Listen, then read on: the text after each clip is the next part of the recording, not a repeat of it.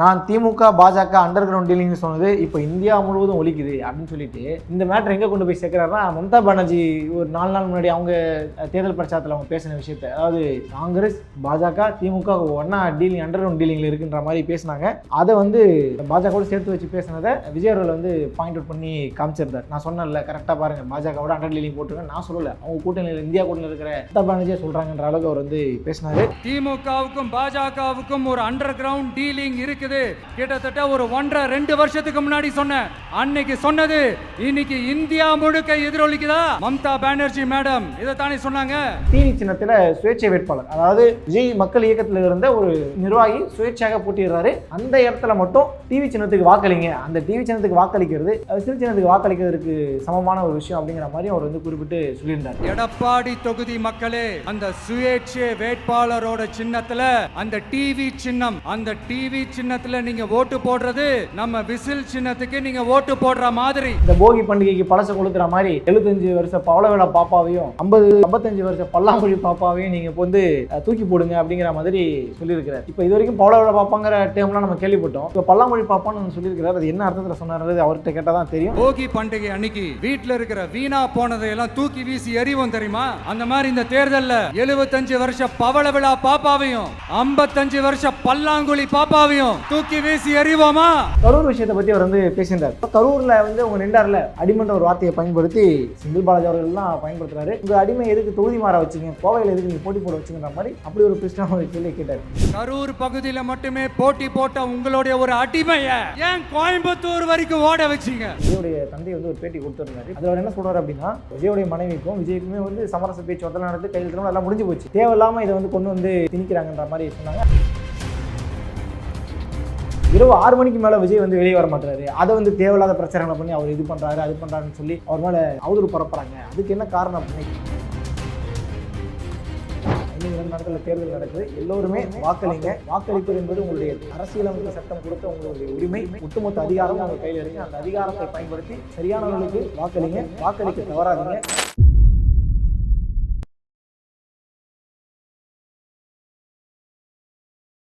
2026 தேர்தலுடைய தேர்தல் பிரச்சாரம் இன்னைக்கு மாலையோட முடிவடைகிறது. இப்போ நம்ம பேசின நேரம் முடிஞ்சிருச்சு. விஜய் அவர்களுடைய கடைசி பிரச்சாரத்தினுடைய அந்த வீடியோ ரொம்ப அழகாகவே பேசியிருந்தார். விஜய் ஸ்பீச் டாப் நாச்சுன்னு சொல்லி ஒரு கமெண்ட்டில் கூட நான் பார்த்தேன். ஸோ அவர் பேசின விஷயங்கள்லேருந்து அந்த சாராம்சம் என்ன அப்படிங்கிறதான் இந்த வீடியோவில் அவங்கள்ட்ட சொல்லலான்ட்டு இந்த வீடியோ எடுத்தேன். உண்மையிலே ஸ்பீச் நல்லா இருந்துச்சு. ஆனால் இந்த ஸ்பீச்சை ஒரு 4-5 மாதத்துக்கு முன்னாடி தான் அவர் பேச ஆரம்பிச்சிருந்தாருன்னா, இன்றைக்கி அவருடைய கிரேஸ், அவர் கொடுக்கக்கூடிய பிற கட்சிகள் அவருக்கு கொடுக்கக்கூடிய ஆதரவு அப்படிங்கிறது மிகப்பெரிய அளவில் உயர்ந்திருக்குமே நம்ம சொல்லலாம். அவ்வளவு விஷயங்களை பேசியிருக்காரு. ரொம்ப டீப்பாக பேசலை, பட் ஆனால் எல்லாத்தையுமே அட்ரஸ் பண்ணியிருக்காருன்னு நம்ம சொல்லலாம். விக்கிரவாண்டி மாநாட்டில் நம்மளுடைய கொள்கைகளாக அறிவித்த விஷயங்களில் எந்த ஒரு இன்ச்சு கூட நம்ம நகரவே இல்லை அப்படிங்கிறது தான் அவருடைய ஸ்பீச்சை ஆரம்பிக்குது. 100% இந்த விஜய் நீங்கள் நம்பலாம். அதே போல் எம்மதமும் சம்மதம் அப்படிங்கிற மாதிரியான எம்மதமும் நம்மதம் அப்படிங்கிற மாதிரி விஜய் வந்து சொல்லியிருந்தார்.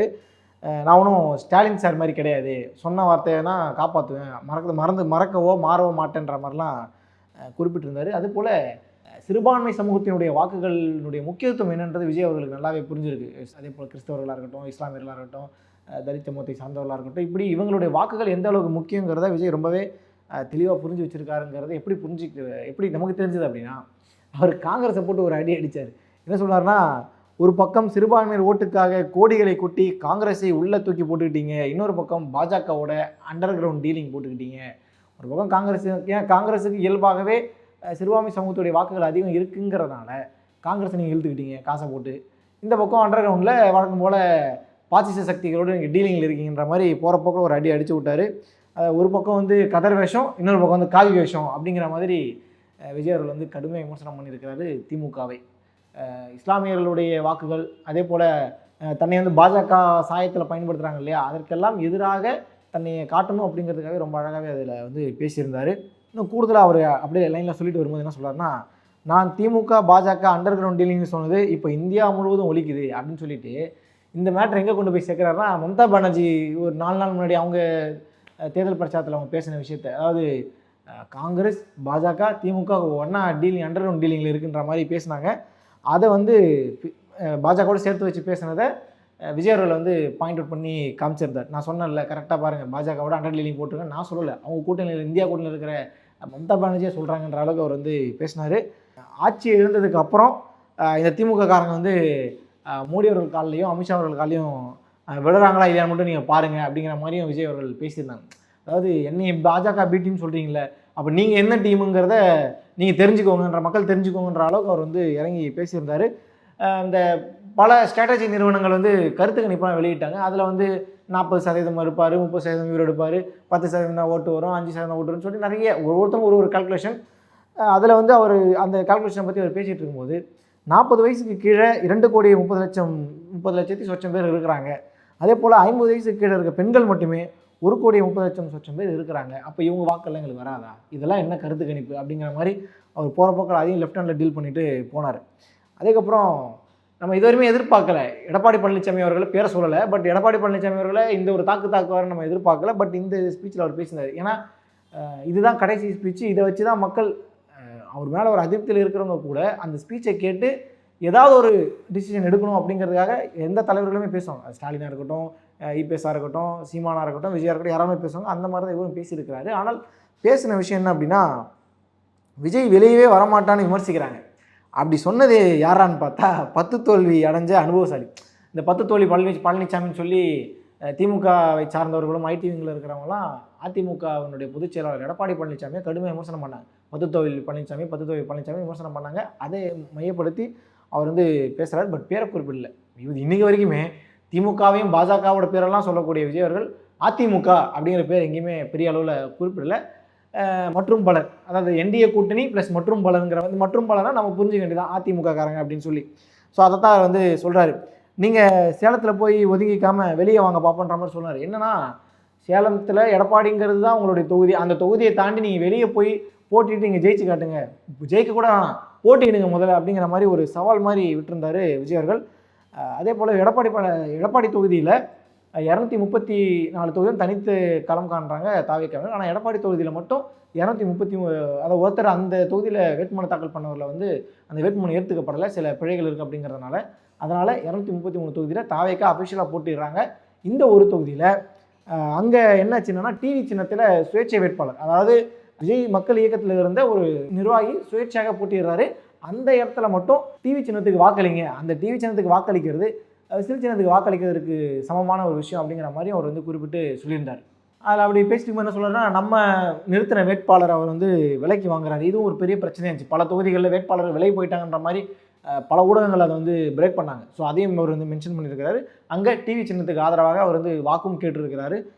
டிவி சின்னத்துக்கு நீங்கள் போடுற வாக்கு தாவேக்காவுடைய சின்ன விசிலுக்கு போடுறதுக்கும் சமமான விஷயன்ற மாதிரி அவர் குறிப்பிட்டு சொன்னார். இந்த போகி பண்டிகைக்கு பழசை கொளுத்துற மாதிரி 75 வருஷ பவளவேலா பாப்பாவையும் 55 வருஷ பல்லாங்குழி பாப்பாவையும் நீங்கள் இப்போ வந்து தூக்கி போடுங்க அப்படிங்கிற மாதிரி சொல்லியிருக்கிறார். இப்போ இது வரைக்கும் பவளவேலா பாப்பாங்கிற டேம்லாம் நம்ம கேள்விப்பட்டோம். இப்போ பல்லாங்குழி பாப்பான்னு சொல்லியிருக்கிறார். அது என்ன அர்த்தத்தில் சொன்னார்ன்றது அவர்கிட்ட கேட்டால் தான் தெரியும். சரி, அதுக்கு பிறகு கரூர் விஷயத்தை பற்றி அவர் வந்து பேசியிருந்தார். கரூர் விஷயத்தில் என் மேலே பழி போடுறீங்க, ஆனால் அங்கே என்ன நடந்துச்சு அப்படின்னா, நான் வந்து லேட்டாக வந்தேன்னு சட்டமன்றத்தில் நீங்கள் வந்து பேசுகிறீங்க, நான் எனக்கு கொடுக்கப்பட்ட நேரத்தில் தான் நான் வந்தேன், நான் எங்கே லேட்டாக வந்தேன்ற மாதிரி ஒரு கேள்வி கேட்டுட்டு அதில் என்ன சொல்கிறாருன்னா, நாமக்கல்ல இருந்து கரூர் வராரு. வர வழியில் எல்லாமே பெரிய க்ரௌடு, அதை நம்ம பார்த்தோம். கடந்த காலங்களில் இணையதளங்கள்லையும் அதே போல் சோஷியல் மீடியாவில் நம்ம பார்த்தோம். அவ்வளோ க்ரௌடு. அதையெல்லாம் தாண்டி நான் அந்த மக்களை அம்போன்னு வந்துட முடியுமா, அந்த மக்களையும் பார்த்து அரவணைச்சிட்டு தான் நான் வர முடியுன்ற மாதிரி அவர் வந்து பேசியிருந்தார். மொத்த பள்ளியும் தூக்கி ஏமலை நீங்கள் போட்டுட்டீங்க, உங்கள் மேலே எந்த தப்பும் இல்லைனா, கரூரில் வந்து உங்கள் நின்றாரில் அடிமன்ற ஒரு வார்த்தையை பயன்படுத்தி செந்தில் பாலாஜி அவர்கள் தான் பயன்படுத்துகிறாரு. உங்கள் அடிமை எதுக்கு தொகுதி மாற வச்சிங்க, கோவையில் எதுக்கு நீங்கள் போட்டி போட வச்சிங்கன்ற மாதிரி அப்படி ஒரு ட்விஸ்டான ஒரு கேள்வி கேட்டார். அது ஒரு கட்சி தங்களுடைய வேட்பாளரை எங்கே வேணாலும் நிறுத்தலாம், எப்படி வேணாலும் நிறுத்தலாம். களம் உங்களுக்கு சாதகமாக இருக்குது, மக்கள் உங்களுக்கு சாதகமாக இருக்காங்கன்னா நீங்கள் தாராளமாக நீங்கள் வந்து போட்டி போட்டு அவனை வென்று காட்டு, மக்கள் சக்தியோடு நீ வென்று காட்டுறது வேறு. பட் இதெல்லாம் வந்து இங்கே போட்டி போட வச்சிங்க, அங்கே போட்டி போட வச்சிங்க அப்படிங்கிறது, அப்போ நீங்கள் எதுக்கு 2 இடத்துல போட்டி போகிறீங்கன்ற கேள்வி வருது இல்லை. நீங்கள் உங்களுக்கு ஒரு இடத்துல நீங்கள் ஏன்னா இப்போ இனிகோ இறுதியராஜா இருக்கட்டும், இல்லை அந்த திருச்சி கிழக்கில் போட்டியிடக்கூடிய, ஏன்னா இவர் விஜய் அவர்கள் திருச்சின்னு போட்டிடுறாருன்றதுனால அங்கே போட்டியிடக்கூடிய இனிகோ இறுதியராஜா இருக்கட்டும், இல்லை இங்கே பெரம்பூரில் போட்டியிடக்கூடிய வேட்பாளராக இருக்கட்டும், எல்லோருமே கேட்கக்கூடிய கேள்வி என்ன அப்படின்னா, விஜய் அவர்கள் ஏன் வந்து தனியாக நின்று போட்டி போட வேண்டியதுன்னா, ஏன் 2 இடத்துல தூக்குறீங்க, அப்போ இதில் தூத்தா அதில் ஜெயிச்சா இல்லை ஏதாவது ஒன்றில் ஜெயிச்சிடும்ன்ற கான்ஃபிடென்ட்டா அப்படிங்கிற மாதிரிலாம் கேட்குறாங்க. ஸோ அந்த அடிப்படையில் பார்க்கும்போது செந்தில் பாலாஜி எங்கே போட்டிட்டான்னு, தாவேக்கா எல்லா இடத்துலையும் இருக்குல்ல, அவங்கள வீழ்த்தணும்னு முடிவு பண்ணிட்டீங்க. திமுக அவங்கள பொறுத்தளவுக்கு தீய சக்தி எங்கே இருந்தானே, வீழ்த்த வேண்டியது உங்கள் பொறுப்பு தானே, அதை நீங்கள் வீழ்த்தலாம்ல. ஸோ இந்த மாதிரியும் அவர் வந்து விமர்சனம் வச்சுருந்தார். கரூரில், ஏன்னா கரூரில் இந்த பஞ்சாயத்து நடந்து மக்களுக்கு எல்லாமே தெரியும், கரூரில் என்ன நடந்துச்சுன்றதெல்லாம் மக்களுக்கு நல்லா தெரியும். அதனால் இந்த முறை ஆதரவு எங்களுக்குங்கிறத திமுக நல்லாவே தெரிஞ்சுக்கிட்டு செந்தில் பாலாஜி அவர்களை தூக்கிட்டு போய் கோவையில் போட்டாங்கன்ற மாதிரி அவர் வந்து ஒரு ஃப்ரேம் கொண்டு வராரு. இந்த ஸ்பீச் உண்மையிலேயே விஜய் அவர்களுடைய பேசின ஸ்பீச் உண்மையிலேயே நல்லா இருந்துச்சு. ஆனால் ரொம்ப தாமதமாக பேசிட்டாருன்னு தான் நான் நினைக்கிறேன். நிறைய விஷயங்களை அவர் வந்து அட்லீஸ்ட் இந்த பிரச்சாரம் பயணம் ஸ்டார்டிங் டைம்லேயாவது பேசியிருக்கலாம். பல இடங்களில் அனுமதி கொடுத்தும் தாவைக்காவே வந்து சில இடங்களை ரத்து செஞ்சுட்டாங்க. அதற்கு ஆதவ அர்ஜுனா சொன்னது என்னென்னா, ஃபீல்டில் நாங்கள் போய் பார்க்கும்பொழுது அங்கே நெருக்கடி ஏற்படுன்ற மாதிரியான இடங்களில் தான் அவங்க கொடுக்குறாங்க. அங்கே போயிட்டு ஏற்கனவே ஒரு சம்பவத்தை நாங்கள் பார்த்துட்டோம், இதுக்கு மேலே ஒரு சம்பவத்தை நம்மளால் அது பார்க்க வேணாம், அந்த மாதிரி ஒரு அசம்பாவிதம் நடந்துடக்கூடாதுங்கிறதுனால தான் நாங்கள் பல இடங்களை ரத்து பண்ணிட்டோன்ற மாதிரி சொல்கிறாங்க. ரொம்ப அழகாகவே எடப்பாடி பழனிசாமி அவர்கள் வந்து அந்த பயணத்திட்டங்களை வந்து வகுத்தார். இங்கே வந்து மயிலாப்பூரில் ஆரம்பித்து கடைசியில் அவர் முடித்த வரைக்குமே ரொம்ப அழகாகவே இந்த பயணத்திட்டம் ஆரம்பித்து எல்லா மாவட்டங்களையும் அவர் வந்து போயிட்டு வந்தார். எடப்பாடி பழனிசாமியில் முடியுது அப்படின்னா விஜயவால் ஏன் முடியலன்ற ஒரு கேள்வி இருக்குது. பட் இருந்தாலும் நெருக்கடி, நெரிசல் அப்படிங்கிற காரணங்கள் எல்லாம் சொல்லப்படுது. இதுக்கு பார்த்தாதுன்னு அவருடைய பர்சனல் லைஃபெல்லாம் வேறு அடித்து ஒரு பக்கம் ஓட விட்டாங்க. அதற்கு விஜயுடைய தந்தை வந்து ஒரு பேட்டி கொடுத்துருந்தார், நேற்று கொடுத்த பேட்டின்னு நினைக்கிறேன், ஒரு தனியார் நிறுவனத்துக்கு. அதில் அவர் என்ன சொல்கிறார் அப்படின்னா, விஜயுடைய மனைவிக்கும் விஜய்க்குமே வந்து சமரச பேச்சுவார்த்தை நடந்து கையில் திரும்ப எல்லாம் முடிஞ்சு போச்சு, தேவையில்லாமல் இதை வந்து கொண்டு வந்து திணிக்கிறாங்கன்ற மாதிரி சொன்னாங்க. அதே போல் இந்த இரவு 6 மணிக்கு மேலே விஜய் வந்து வெளியே வர மாட்டாரு, அதை வந்து தேவையில்லாத பிரச்சனைகளை பண்ணி அவர் இது பண்ணுறாரு அது பண்ணுறாருன்னு சொல்லி அவர் மேலே அவதூறு பரப்புகிறாங்க. அதுக்கு என்ன காரணம் அப்படின்னா, ஏற்கனவே கரூர் இன்சிடென்ட்டை பார்த்த பிறகு எல்லா குற்றங்களுமே நைட்டில் தான் நடக்குது. அதனால் அதற்கு இடம் கொடுக்கக்கூடாதுங்கிற ஒரே காரணத்துக்காக தான் நைட்டில் அவர் பெருசாக வெளியே வரதில்லை. வந்தாலே ஏதோ ஒரு பிரச்சனையாகுது. ஏன்னா அவருக்கு இயல்பாகவே ஒரு கூட்டம் அதிகமாக கூடுறதுனால அதை கண்ட்ரோல் பண்ண முடியாமல் சில நேரங்கள் அசம்பாவிதங்கள் நடக்குது, அதை தவிர்க்கணுன்றதுக்காக தான் வரலன்ற மாதிரி விசேஷி வந்து அவர் இந்த பேட்டியில் வந்து குறிப்பிட்டு சொல்லியிருந்தார். ஸோ விஜயினுடைய இந்த ஒட்டுமொத்த ஒரு 15-20 நிமிட ஸ்பீச் அப்படிங்கிறது ரொம்ப நல்லாவே இருந்தது. மீண்டும் சொல்வது போல் ஸ்பீச்சு டாப் நாச்சுன்ற மாதிரி தான், அந்த கமெண்ட் மாதிரி தான். இதை நீங்கள் முன்னாடியிலேருந்தே பண்ணியிருக்கணும் அப்படிங்கிறது தான் விஜய்க்கு ஆதரவானவர்கள் சமூக வலைதளங்களில் சொல்லக்கூடிய கருத்தாக இருக்கிறது. இந்த ஸ்பீச் எப்பயுமே ஒரு தலைவர்களுடைய இறுதிக்கட்ட பேச்சுன்றது மக்கள்கிட்ட வந்து பெரிய அளவில் ரீச் ஆகும், பெரிய அளவில் தாக்கத்தை ஏற்படுத்தும், வாக்கு வங்கியினுடைய சதவீதத்தை உயர்த்தக்கூடிய அளவுக்கு வலுவான ஒரு விஷயம்தான் அந்த கடைசி நேர உரை அப்படிங்கிறது. விஜய் அவர்கள் தன்னுடைய உரையை கொடுத்துட்டாரு. இந்த உரை மக்களுக்கு மத்தியில் எந்த அளவுக்கு தாக்கத்தை ஏற்படுத்துது, அது வெற்றி எந்த அளவுக்கு சாத்தியமாக்கி கொடுக்கிறது, பர்சன்டேஜ் எந்த அளவுக்கு உயர்த்தி கொடுக்கிறது, ஆளுங்கட்சா எதிர்கட்சா அல்லது தேருமா தேராதா இப்படிங்கிற பல கேள்விகள் இருக்குது. அந்த கேள்விகளுக்கு விடையாக மே 4 நம்ம வந்து அந்த விடையை தேடி நம்ம வந்து பயணம் செஞ்சுக்கிட்டு இருக்கோம். மே 4 நோக்கி பயணம் செஞ்சுட்டு இருக்கோம். இன்னும் 2 நாட்களில் தேர்தல் நடக்குது. எல்லோருமே வாக்களிங்க. வாக்களிப்பது என்பது உங்களுடைய அரசியலமைப்பு சட்டம் கொடுத்த உங்களுடைய உரிமை. உங்கள் கையில் அன்றைக்கி இந்த ஒட்டுமொத்த அதிகாரமும் உங்கள் கையில் இருக்குது. அந்த அதிகாரத்தை பயன்படுத்தி சரியானவர்களுக்கு வாக்களிங்க, வாக்களிக்க தவறாதீங்க. ஓட் போடுறதுங்கிறது உங்களுடைய கடமை, அந்த கடமையை நீங்கள் தவற விட்டுறாதீங்க அப்படிங்கிறதும் கூடுதலாக இந்த வீடியோ வாயிலாக உங்கள்கிட்ட நான் சொல்லிக்கிறேன். ஸோ மறக்காமல் வருகின்ற 23ஆம் தேதி நாளன்னைக்கு மறக்காமல் போயிட்டு உங்களுடைய ஓட்டை நீங்கள் வந்து உங்களுடைய ஜனநாயக கடமையை நீங்கள் ஆற்றுங்க அப்படிங்கிறது தான் கூடுதலாக நான் சொல்ல வரக்கூடிய விஷயம். விஜயுடைய ஸ்பீச்லாம் எப்படி அவருக்கு சாதகமாக அமைதுங்கிறத பொறுத்து இருந்து பார்க்கலாம். நன்றி.